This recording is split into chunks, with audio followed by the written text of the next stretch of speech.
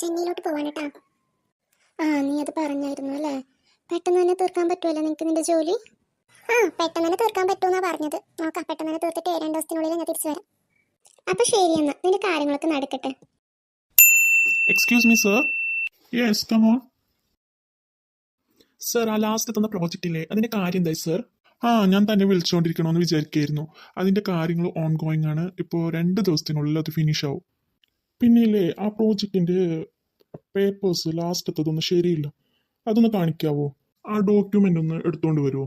എനിക്കൊന്ന് ചെക്ക് ചെയ്യണമായിരുന്നു. സർ, അത് പിന്നെ താനെന്താടോ നിന്ന് പരങ്ങുന്നേ?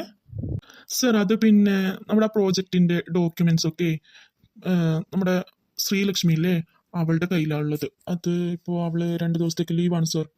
എടോ, താനൊക്കെ എവിടുത്തെ സ്റ്റാഫാടോ? ആ ഡോക്യുമെന്റ് ഒക്കെ ഇവിടെ സൂക്ഷിച്ചു വെക്കേണ്ടതല്ലേ? അല്ലെങ്കിൽ പോകുന്ന സമയത്ത് അവളോട് ചോദിക്കണം എവിടെയാ വെച്ചിട്ടുള്ളതെന്ന്.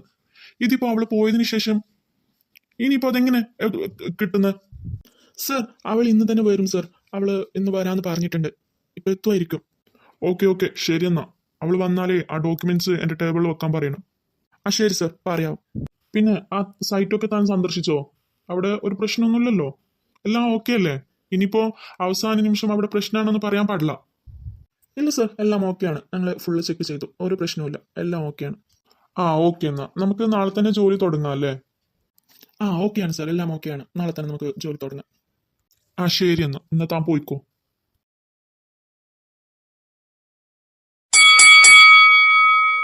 ഇതിപ്പോ ആരാണാവോ ഈ സമയത്ത്? ഹലോ ഡാ, ഇത് ഞാനാ. മനസ്സിലായി നീയാണെന്ന്. എന്താടാ ഈ സമയത്ത്? എടാ, ഞാൻ വാട്സപ്പിൽ നിനക്കൊരു ലൊക്കേഷൻ അയച്ചിട്ടുണ്ട്. നീ അവിടെ വാ, പെട്ടെന്ന് തന്നെ വാ. അത് ഇപ്പൊ എങ്ങനെയാടാ? ഞാനിപ്പോ ഓഫീസിലാണല്ലോ. ഞാൻ പറയുന്ന കേക്ക്, ഞാൻ അയച്ച ലൊക്കേഷൻ ഉണ്ടല്ലോ, അവിടേക്ക് പെട്ടെന്ന് തന്നെ വാ. ശരിടാ, ഇപ്പൊ തന്നെ വരാവേ.